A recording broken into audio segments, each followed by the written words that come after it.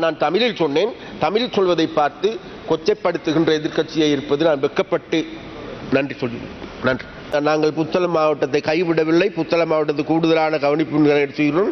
மேலதிகமாக தேவையாக இருந்தால் வாருங்கள், என்னோடும் கூட தனிப்பட்ட ரீதியாக கருத்துக் கொள்வோம். இன்றைக்கு எதிர்க்கட்சியினர் தமிழை பார்த்து எள்ளி நகையாடுகின்றவர்களாக, தமிழை கொச்சைப்படுத்துகின்றவர்களாக, தமிழுக்கு இழுக்குப்படுத்துகின்றவர்களாக மாறியிருக்கின்றார்கள் என்பதை மீனவர்களுக்கான காப்புறுதி திட்டமா அல்லது ஓய்வூதிய திட்டமா அல்லது அவ்வாறான பெரும் விபத்துகள் சிக்கியிருக்கின்ற மக்களை பாதுகாக்கின்ற முறைமை சம்பந்தமாகவா? எம்டி வியூஸ் சொந்தங்களுக்கு வணக்கம்.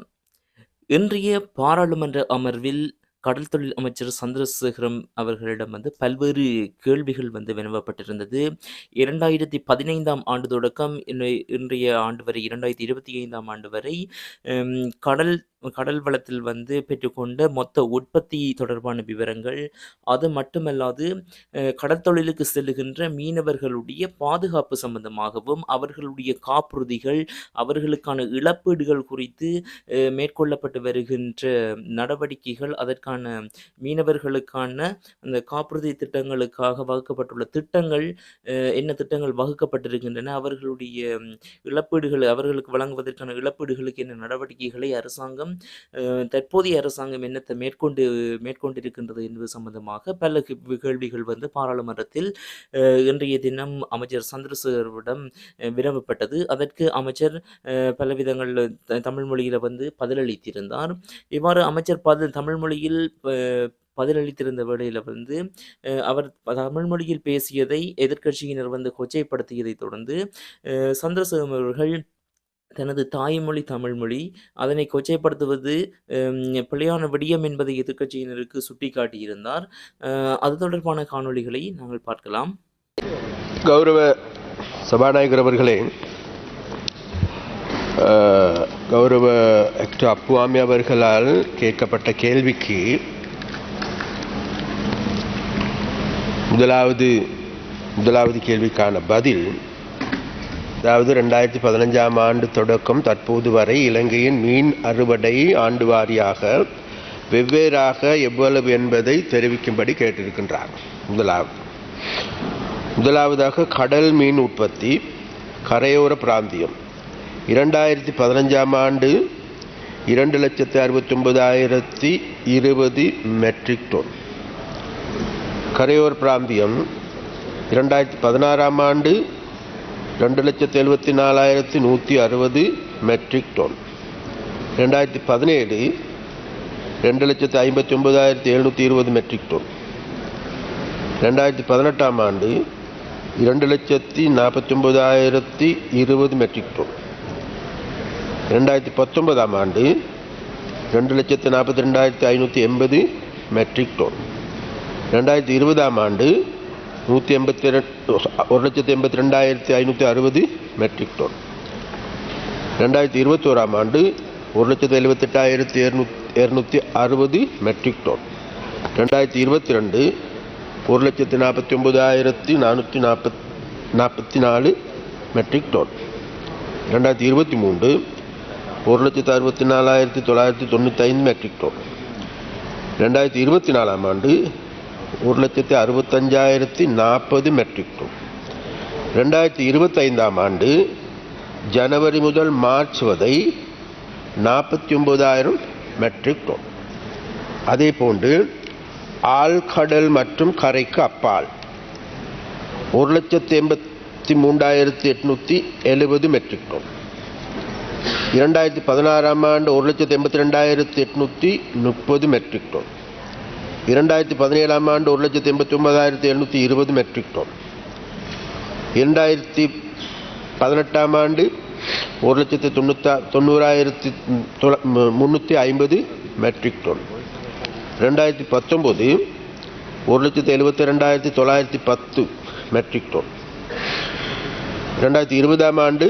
1,72,910 மெட்ரிக் டன். 2020 ஆண்டு 1,44,370 metric tonne. 2021 1,53,415 metric ton. 2022 1,31,170 metric tonne. 23 1,28,950 metric tonne. 24ஆம் ஆண்டு 1,43,390 மெட்ரிக் டன். 2015ஆம் ஆண்டு 42,325 மெட்ரிக் டன். இதனுடைய மொத்த தொகை, அதாவது அனைத்து கடல் மீன் உற்பத்தி மொத்தமாக 2015ஆம் ஆண்டு 4,52,890 மெட்ரிக் டன். 16ஆம் ஆண்டு 4,56,990 மெட்ரிக் டன். 17ஆம் ஆண்டு 4,49,440 மெட்ரிக் டன். 18ஆம் ஆண்டு 4,43,370 மெட்ரிக் டன். 2019ஆம் ஆண்டு 4,15,490 மெட்ரிக் டன். 2020ஆம் ஆண்டு 3,26,930 மெட்ரிக் டன். 21ஆம் ஆண்டு 3,33,675 மெட்ரிக் டன். 22ஆம் ஆண்டு 2,80,610 மெட்ரிக் டன். 23ஆம் ஆண்டு 2,93,945 மெட்ரிக் டன். 2024ஆம் ஆண்டு 3,08,430 மெட்ரிக் டன். 25ஆம் ஆண்டு 91,325 மெட்ரிக் டன்.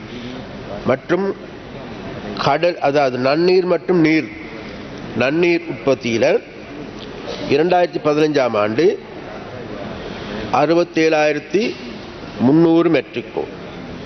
16ஆம் ஆண்டு 73,930 மெட்ரிக் டன். 17ஆம் ஆண்டு 81,870 மெட்ரிக் டன். 18ஆம் ஆண்டு 87,690 மெட்ரிக் டன். 19ஆம் ஆண்டு 90,340 மெட்ரிக் டன். 20ஆம் ஆண்டு 1,08,10 மெட்ரிக் டன். 2021ஆம் ஆண்டு 1,04,235 மெட்ரிக் டன். 22ஆம் ஆண்டு 1,16,620 மெட்ரிக் டன். 23ஆம் ஆண்டு 1,13,125 மெட்ரிக் டன். 24ஆம் ஆண்டு 1,02,333 மெட்ரிக் டன். 25ஆம் ஆண்டு ஜனவரி மார்ச் மாத்திரம் 12,400 மெட்ரிக் டன். இதன் அடிப்படையில் அனைத்து மீன் உற்பத்திகளுக்கான விபரங்களும் இருக்கின்றது. தேவையாக இருக்குமாக அதை நான் உங்களுக்கு பெற்றுத் தருவதற்கு தயாராக இருக்கின்றேன். அடுத்ததாக அக்கால பகுதியில் மீன் මට එතකොට සංඛ්‍යාලයකට ටික අවශ්‍ය නැහැ හරියට පැහැදිලි කරොත් ඔය කිව්වේ කරදිය මිරිදිය කියන දෙකම එකතු කරලා කියන තමයි දැන් හදන්නේ එහෙමද? කරදිය මිරිදිය දෙකම දැන් කියන්න හදන්නේ ඔබතුමා කරදිය මිරිදිය එකතු කරලානේ. ඔව් කරදිය මිරිදිය. ඔබතුමා වෙන් වෙන් වශයෙන් කිව්වේ කරදියයි මිරිදියයිනේ.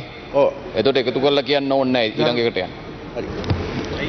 2015ஆம் ஆண்டு அனைத்து மீன் உற்பத்திகளும் 5,20,190 மெட்ரிக் டன். 16ஆம் ஆண்டு 5,30,920 மெட்ரிக் டன். 17ஆம் ஆண்டு 5,31,310 மெட்ரிக் டன்.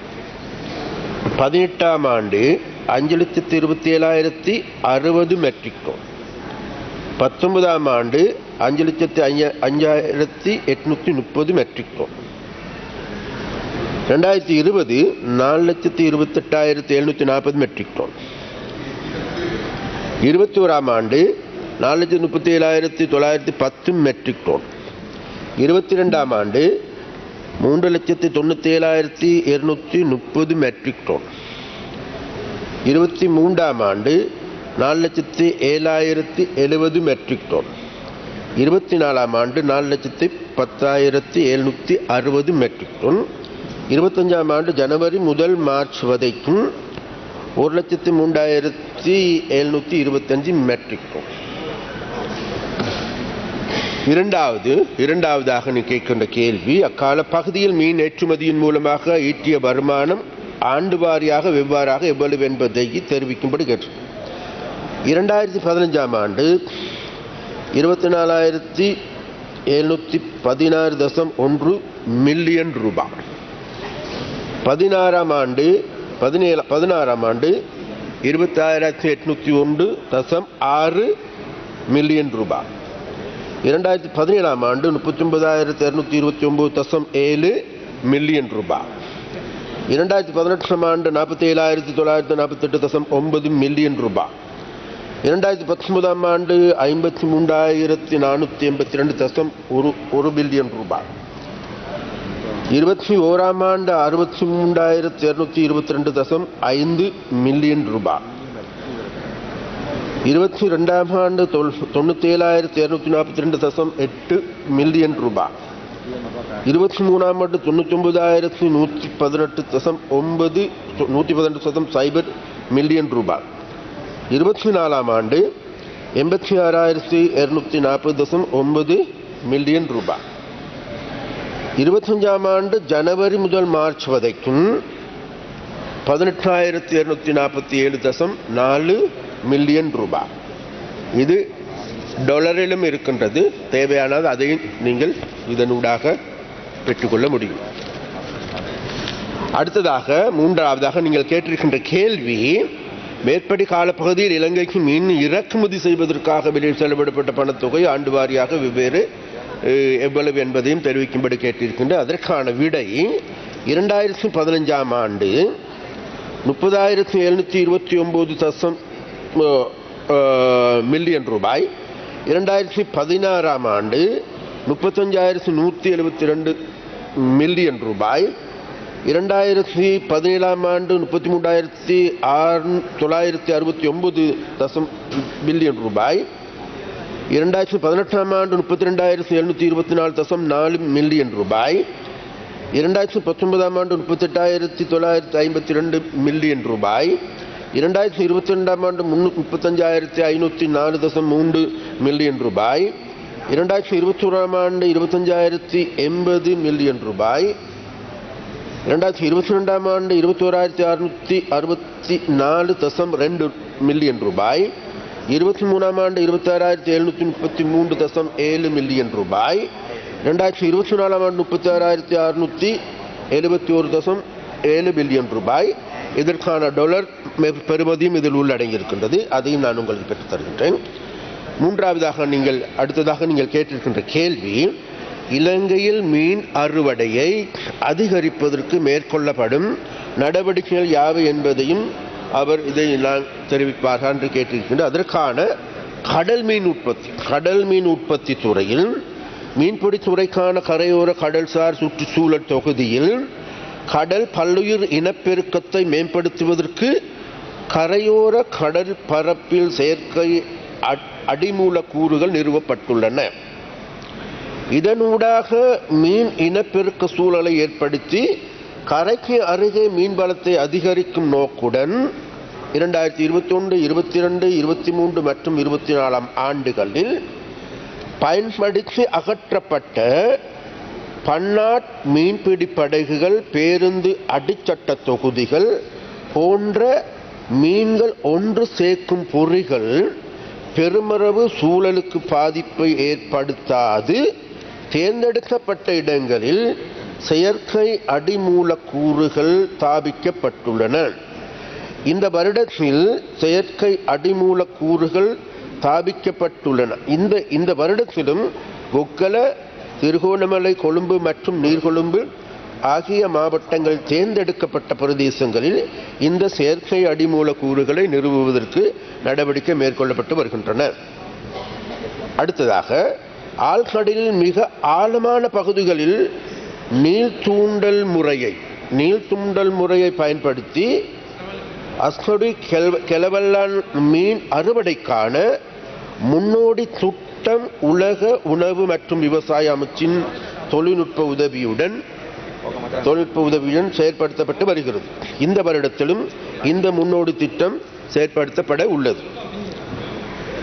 அதேபோன்று அடுத்ததாக இலங்கையில் கடனேறிகளில் மீன் மற்றும் இறால்கள் குடித்தொகையை அதிகரிப்பதற்கு தேசிய நீர்வாழ் உயிரின வளர்ப்பு அதிகார சபை நீர்வளங்கள் ஆய்வு மற்றும் அபிவிருத்தி முகவராண்மை நிறுவனமும் ஒருங்கிணைந்து நீர்நிலைகளில் மீன் குஞ்சுகள் மற்றும் இறால் குஞ்சுகள் விடுவிக்கும் நிகழ்ச்சி திட்டம் செயற்படுத்தப்பட்டு வருகின்றது. கடற்தொழில் நீரியல் வளங்கள் திணைக்களம் மற்றும் தேசிய நீர்வளங்கள் ஆய்வு அபிவிருத்தி முகவராண்மை நிறுவனமும் ஒருங்கிணைந்து ஆழ்கடல்கள் மீன்களில் குடித்தொகை குறித்து தரவுகள் மீனவ சமூகத்து வழங்குவதற்கு நடவடிக்கை எடுத்து வருகின்றது. அதே போன்று நீங்கள் அடுத்ததாக கேட்ட கேள்வி நன்னீர் மீன் மற்றும் நீர்வாழின உற்பத்தி தொடர்பான விடயம். அதாவது இதற்கான முதலாவது பதில், கனமழை காரணமாக வாபிகளில் நீர் நிரம்பி வழியும் போது வாபிகளில் பாதுகாப்புக்கான கதவுகள் திறக்கப்படுகின்றன. இதன் பொழுது மதகுகள் மற்றும் கதவுகள் வழியாக தப்பியோடும் மீன்களின் தொகை 140% என மதிப்பிடப்பட்டுள்ளது. இவ்வாறு வெளியேறுவதை தடுப்பதற்கு வான் கதவுகள் மற்றும் மதகுகளுக்கு அருகே வாபிகளுக்கு நீர் வரும் திட்டமிடப்பட்டுள்ளது. இதற்கான அன்னளவாக ஒரு வாவிக்கு 70 லட்சம் ரூபாய் செலவாகும் என மதிப்பிடப்பட்டுள்ளது. இந்த தடுப்பு வலையை நிறுவுவதன் மூலம் இழக்கப்படும் மீன் அறுவடையில் கணிசமான அளவினால் சேமிக்க முடியும். அடுத்ததாக வாபிகளின் மீன் தொகையை அதிகரிப்பதற்கு மீன் குஞ்சுகள் வைப்பிடும் நடவடிக்கை கடந்த வருடத்திலும் நவம்பர் மாதம் வரை மேற்கொள்ளப்பட்டது. ඔය කොටස සභාගත කරන්න ඔබතුමා දැන් අහලා නැති ඒවත් කියාගෙන යනවා ගොඩක් ඒවා. ඕක සභාගත කරන්න මම ඒක අධ්‍යයනය කරන්න. අතුරු ප්‍රසන්න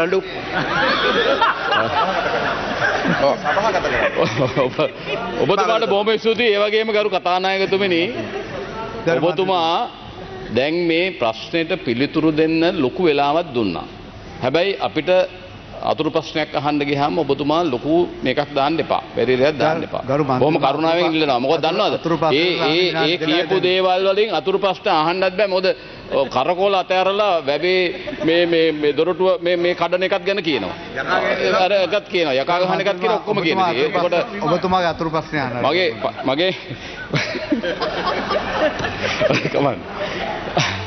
මගේ පළවෙනි අතුරු ප්‍රශ්නේ. දැන් මේ මාළු අස්වැන්න ගැන කියනකොට මේ මාළු අස්වැන්න 2015 ඉඳලා 2024 වෙනකන් කියද්දී මාළු අස්වැන්න අඩු වෙලා තියෙනවා. පිනට මාළු අස්වැන්න අඩු වෙලා තියෙන කාරණා විතරක් නෙවෙයි, ඒ අඩු වෙනම එක කරදිය මිරිදිය කියන දෙකේම අඩු වෙලා තියෙනවා. එතකොට දැන් ඔබතුමා කතාවෙන් කිය යනවා අලුත් යෝජනා ටික. ඒ කියද්දී පුත්තලන් දිස්ත්‍රික්කයේ කියන්නේ දීවර කර්මාන්තය කරන දීවරෝ විශාල ප්‍රමාණයක් ඉන්න ප්‍රදේශයක්. අපි දැක්ක අයවැයනු 7-5ක් වෙන් කරලා තිබුණ නෑ ඒකට. ඒ වගේම දැනුත් ඔබතුමා මේ අලුත් මේ මාළු අස්වැන්න වැඩි කරගන්න හරි ඒ දේවල් ගැන කතා කරද්දී සම්පූර්ණ පුත්තලන් දිස්ත්‍රික්කයක් ගැන කතා කරන්නෙම නෑ. හැබැයි කලපුව ගත්තාම ගංගවල් ඇල දොළවල් දෙකම මූදත් එක්ක වැඩිපුර රැකියා කරන්නේ ඒක. මම තාම ප්‍රශ්නේ අහලා නෑ. දැම්ම කියන්න එපා. ආයෙ පටන් ගත්තොත් ඔබතුමා තව සෑහෙන වෙලාවක් යයි. ඒ නිසා මට දෙන්න ඉන්න. ඒ නිසා එහෙම අවස්ථාවක් දීලා නැහැ එක පැත්තකින්. අනිත් පැත්තෙන් මාළු ආනයනය කරන්න මම අනිත් අවුරුදු ටික කියන්නේ නැතුව 2024 විතරක් මිලියන 39000ක් ඔබතුමා කියපු විදිහට. මිලියන 39000ක් 2024 අවුරුද්ද මාළු ආනයනය කරා. දැන් අපේ රට වටේම තියෙන මූද සමහරවිට ගොඩබිමට වඩා අපිට අයිති ප්‍රදේශ තියෙන මූදේ. එතකොට අපිට තියෙන්න ඕන වැඩපිළිවෙලක් මේ සමස්ත මූද පාවිච්චි කරලා අස්වැන්න වැඩි කරමින් ඊළඟට දීවර කර්මාන්තයේ අලුත් තාක්ෂණය පාවිච්චි කරමින් විශේෂයෙන්ම දීවර කර්මාන්තය සඳහා මාළු අස්වැන්න ගන්න අවශ්‍ය කරන දැනුම ඒකරාශි කරගන්න ආයතනත් එක්ක අපිට වැඩපිළිවෙලක් හදන්න පුළුවන්. දීවර කර්මාන්තයේ මීට වඩා ගොඩක් දියුණු කරන්න අපිට ආනයනය කරන්න ඕනේ නැහැ මෙහෙම මාළු. එතකොට ඇයි අපි මෙහෙම මාළු ආනයනය කරන්නේ? අපි දූපතක් හැටියට ඉන්න රටක් හැටියට. ඒ නිසා කරුණා කරලා මෙතෙන්ට යන්න. දැන් ලෝකෙ ගිහිල්ලා තියෙන එතෙන්ට. කරදිය ගත්තාම කරදියට අමතරව මිරිදිය ගත්තාම දැන් ඇත්තටම අපේ ප්‍රධාන ට්‍රෝලරේ බෝට්ටු ඒ සම්බන්ධව විශාල ප්‍රශ්නයක් තියෙන. අපිට මාළු මිල ප්‍රශ්නේ එන්නේ අපිට චිල්බාත් කියන එක නැහැ බොහෝ තැන්වල. ගරු අපේ මන්ත්‍රීතුමා බරපතල ප්‍රශ්නයක්. මටත් ඉඩ දෙන්න විනාඩියකට මොකද ප්‍රශ්නයක් අහන්න හම්බෙන්නේ මාස 3-4කට පස්සේ. ඉතින් ඒ නිසා කරුණාකරලා දැන් මෙතුමාට විතරක් එහෙම කියන්න පුළුවන් මට කියන්න බෑ. ඇයි ඒක අසාධාරණ ඒක? සභානායකතුමා හරි මට ගරු කතානායකතුමා එහෙමනම් අපි ඇමතුරුන්ට කියන්නම් තනි වාක්‍යයෙන් උත්තර දෙන්න කියලා. මොකද ඇමතිවරයෙක් අනික භාෂාමය පැත්තකුත් තිබෙනවා. ඔබතුමාලා මම හිතනවා ඒක හාස්‍යයට ලක් කරන්නේ නැති වෙයි කියලා. එතුමා මව් භාෂාවෙන් කතා කරන්නේ ඒක ඔබතුමාට නොතේරෙන්න පුළුවන්. මම කියන්නේ ගරු මට තියෙන එහෙම හින්ට් එකකුත් තිබුණාද කියලා. ඒ ඔබතුමාගෙන් නෙමෙයි ඔබතුමා දැකපු දේ. ඒ නිසා ගරු කතානායකතුමා එහෙනම් අපි ඇමතුරුන්ට කියන්නම් තනි වාක්‍යයෙන් උත්තර දෙන්න කියලා. මොකද ඇමතිවරයෙක් සවිස්තරාත්මක පිළිතුරක් දෙන්නේ සත්භාවයෙන්. ඒක ගන්නව නම් ඒක Tamanට විශාල කාලයක් ගන්න මං හිතන්නේ ඒකට අපේ ආණ්ඩු පක්ෂ ලෙස උත්තර මේ ඉඩ දෙන්න බෑ. ඒ නිසා ඔබතුමා ගරුත්වයෙන් වැඩ කරන මන්ත්‍රීවරයෙක් අපි රෙස්පෙක්ට් කරනවා. ඔබතුමා නරක ආශ්‍රයයට ලක් වෙන්න එපා. ගරු මන්ත්‍රීතුමා මට නරක ආශ්‍රයයට යන්න එපා කියලා නරක උපදේශයක් දුන්නේ. ඒක වැරදිනේ. නරක උපදේශයක් දෙන්න හොඳ නෑ. මම කිව්වේ නෑ. මම එතුමාගේ භාෂාව නිසා තමයි ඊටමත් ඔබතුමා ප්‍රශ්න අහන්න. ඒතර අපිට මේ කාලේ කල්පනා කරගන්නීමක් තියෙනවානේ. කරුණාකර ගරු මන්ත්‍රීතුමා ප්‍රශ්න අහන්න. මට දෙන්න ප්‍රශ්න අහන්න එමනම්. හරි. මම අහන්නේ දැන් මේ අලුත් තාක්ෂණයක් පාවිච්චි කරලා විශේෂයෙන් අපේ දිස්ත්‍රික්කය පුත්තලන් දිස්ත්‍රික්කය සම්පත් ගොඩක් තියෙන දිස්ත්‍රික්කය මේ දිස්ත්‍රික්කය තුල කලපු සංවර්ධනය සහ විශේෂයෙන්ම කරදිය නෙමෙයි මිරිදිය මත්ස්‍ය සම්පත වැඩි කරගන්න අවශ්‍ය කරන වැඩපිළිවෙල වගේම කරදිය මත්ස්‍ය සම්පත නිලා ගන්න අවශ්‍ය කරන ටෝලර් යාත්‍රා ඒ සම්බන්ධව තියෙනවා මේ සියලු දෙනාට අවශ්‍ය කරන වැඩපිළිවෙලක් புத்தளம் டிஸ்ட்ரிக்டட் ஹதන්න පුළුවන්ද බැරිද කියන එක තමයි පළවෙනි ප්‍රශ්නේ හැටියට මම අහන්නේ අතුරු ප්‍රශ්න. நன்றி உறுப்பினர் அவர்களே, கௌரவ சபாநாயகர் அவர்களே, நான் இப்பொழுது தமிழில் பேசுகின்ற போது எனது தாய்மொழி தமிழ். அப்போ அந்த தமிழ் மொழியில் அதாவது எந்த ஒரு கேள்வி அதாவது எங்களுக்கு எல்லோருக்குமே தெரியும் ஒரு கேள்வி ஒன்று கேட்கப்படுகின்ற போது அதற்கான விளக்கம் கொடுக்கப்பட வேண்டும். அப்போ அந்த விளக்கத்தையே நான் சொன்னேன், நான் எனது மொழியால் சொன்னேன். ஆனால் எனக்கு ஒரு கவலையாக இருக்கின்றது, இன்றைக்கு எதிர்க்கட்சியினர் தமிழை பார்த்து எள்ளி நகையாடுகின்றவர்களாக, தமிழை கொச்சைப்படுத்துகின்றவர்களாக, தமிழுக்கு இழுக்குப்படுத்துகின்றவர்களாக மாறியிருக்கின்றார்கள் என்பதை சொல்லிக்கொண்டு அடுத்ததாக நீங்கள் கேட்ட கேள்விக்கு ஐயா எல்லோருக்குமே தெரியும் எங்களுக்கு கடந்த கொஞ்சருங்கள் கடந்த 76 வருடங்களாக இந்த நாட்டில் எங்களை சுற்றி கடல் இருந்தது உண்மை, எங்களுக்கு சொந்த கடலை இருந்தது உண்மை.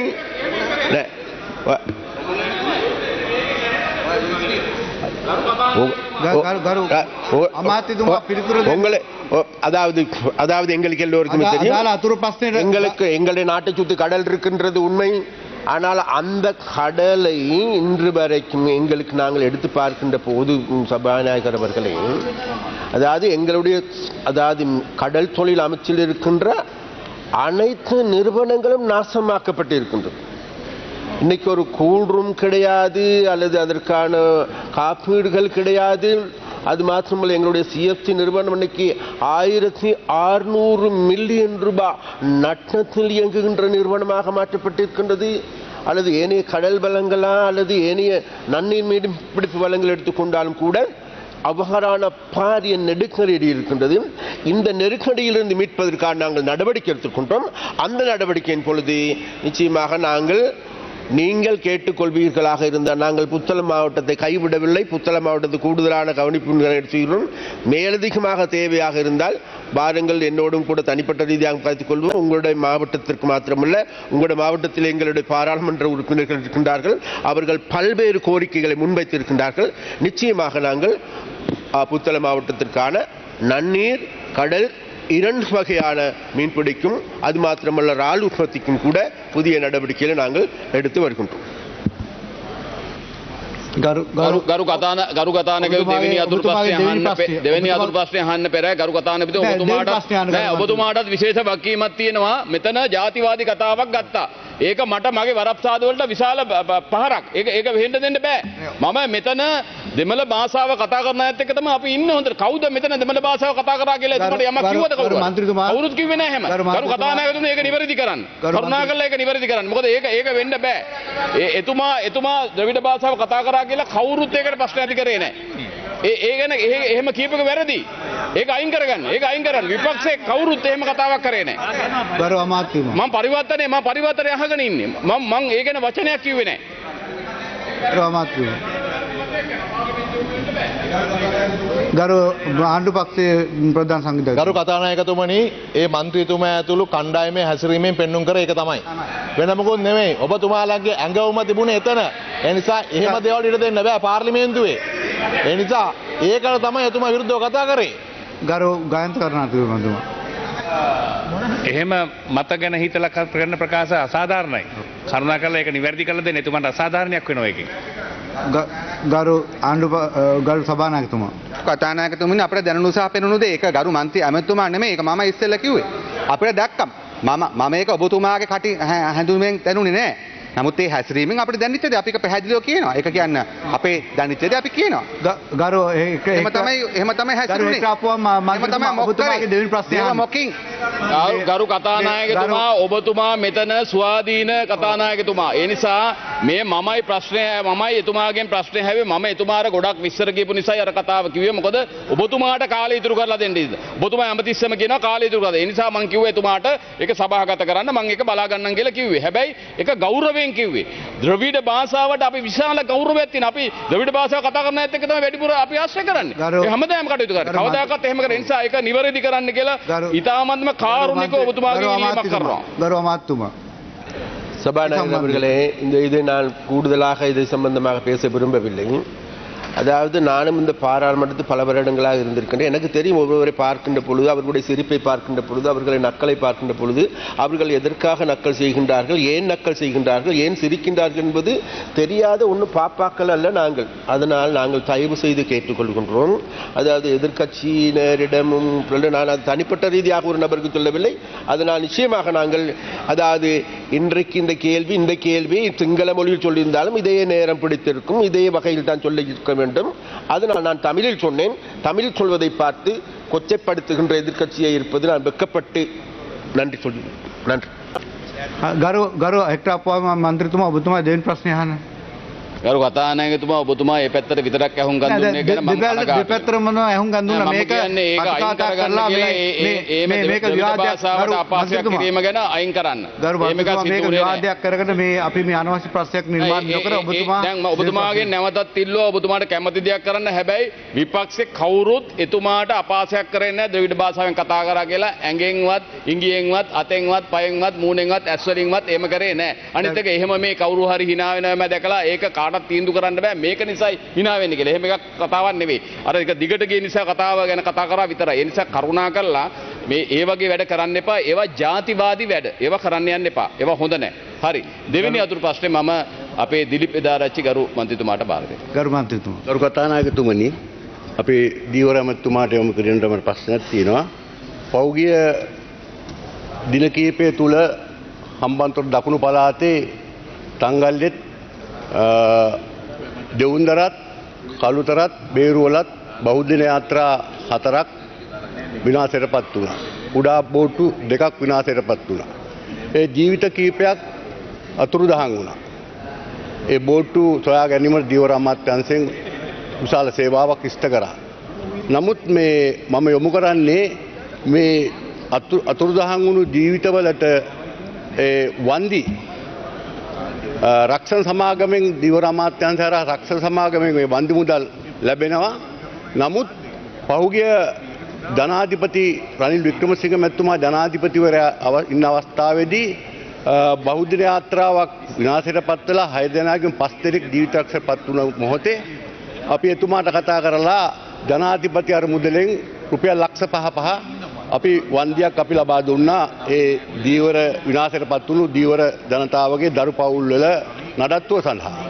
ඉතින් මමත් මේ අවස්ථාවේදී යෝජනා කරන්නේ ඒ මුහුදු ගිහිලා ජීවිතක්ෂයට පත්වෙන දීවරයන්ට ඒ ධනාධිපති අරමුදලෙන් රනිල් වික්‍රමසිංහ මැතිතුමා ලබා දුන්නු ලක්ෂ 5 මුදල වගේ ඔබලාගේ ආණ්ඩුවනුත් ඔබලාගේ රජයනුත් ඒ ජනාධිපති අරමුදලෙන් ජීවිතක්ෂයට පත්වෙන දීවර ජනතාවට ඒ ලක්ෂ 5 වන්දි මුදල ලබා දෙන්නේ කියලා මම මේ අවස්ථාවේදී යොමු කරන්න කැමතියි. පොඩකින් ඇමතුමා.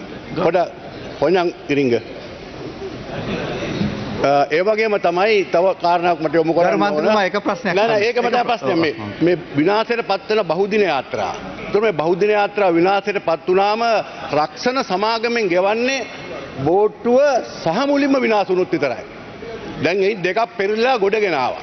ඒ ගොඩගෙන ආපු දෙක භාගයට විනාශ වෙලා. ඉතින් රක්ෂණ සමාගමෙන් ගෙවන්නේ නැහැ. එතකොට මේවට එදා ඉඳලා මොකක්ද පස්සේ තිබුණා. දැන්වත් ඒ ගැන අවබෝධයක් අරගෙන රක්ෂණ සමාගම් වලට දීවර අමාත්‍යාංශයෙන් යොමු කරන්න ඕන, දැනුවත් කරන්න ඕන මේ රක්ෂණය කරනකොට මේ විනාශයට විනාශයට පසු වෙන බෝට්ටු වලට ඒ වන්දි මුදල් රක්ෂණ සමාගමෙන් ලබා දෙන්නේ කියන කටයුතු කරන්නයි කියලා මම දීවරතුමාගෙන් මම ඉල්ලීමක් කරනවා. ඒ වගේම තමයි මට නියෝජ්‍යමතුමාගෙන් අහන්න තියෙන ප්‍රශ්නයක් දැන් තෙල් සහන ආධාරය ලැබෙනවද? ගරු මන්ත්‍රීතුමා දැන් ප්‍රශ්න මම අහන ප්‍රශ්නේ අහන්න තෙල් සහන ආධාරය ලැබෙනවද? ගරු අමාත්‍යතුමා. තෙල් සහන ආධාරය අර පැත්තට එන උත්තරය දෙන්න කොහොම අහන්න පුළුවන්ද ප්‍රශ්න එළියට එන්න මම එළියට එන්න මම කියන්න கௌரவ சபாநாயகர் அவர்களே இப்பொழுது திலீப் பிரதா ஆராய்ச்சி அவர்கள் கேட்ட கேள்வியில் ஒரு சில விடயங்கள் இருக்கின்றது. ஏனென்றால் அண்மை காலங்களில் அதாவது கடலில் ஏற்படுகின்ற விபத்துகள் உள்ளிட்ட பல்வேறு நெருக்கடியான நிலைமையை மீனவர்கள் சந்தித்தார்கள். அப்போ அதன் பொழுது உண்மையிலேயே இப்போ இது நாள் வரைக்கும் இருந்த அதாவது இந்த காப்புறுதி திட்டம் சம்பந்தமாக எடுத்துக்கொண்டாலும் சரி, மீனவர்கள் பாதுகாப்பு முறைமைகள் எடுத்துக்கொண்டாலும் சரி, இதில் பல்வேறு கேள்விகள் பல்வேறு பிரச்சனைகள் இருக்கின்றது. அது மாத்திரமல்ல, உங்கள் எல்லோருக்கும் நன்றாக தெரியும் நினைக்கின்றேன், நீங்கள் இருக்கின்ற காலத்திலும் கூட இவ்வாறான பல்வேறு பிரச்சனைகள் வந்தன. இருந்தாலும் கூட இவைகளுக்கு உருப்படியான வேலை திட்டம் ஒன்றை அமைக்கவில்லை என்பது உங்களுக்கும் நன்றாக தெரியும்.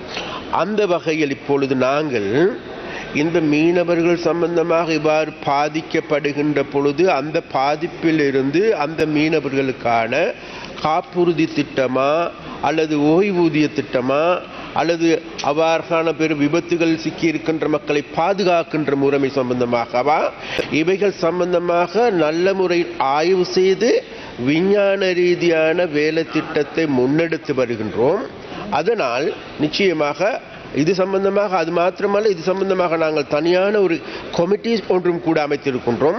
அந்த கமிட்டியின் மூலமாக வருகின்ற கருத்துக்கள் ஆலோசனைகளை பெற்றுக்கொண்டு நாங்கள் அந்த அவ்வாறு பாதிக்கப்பட்டிருக்கின்ற மக்களுக்கு உரிய நடவடிக்கைகளை எடுப்போம் என இந்த பாராளுமன்றத்துக்கு நாங்கள் உறுதியளிக்கிறோம்.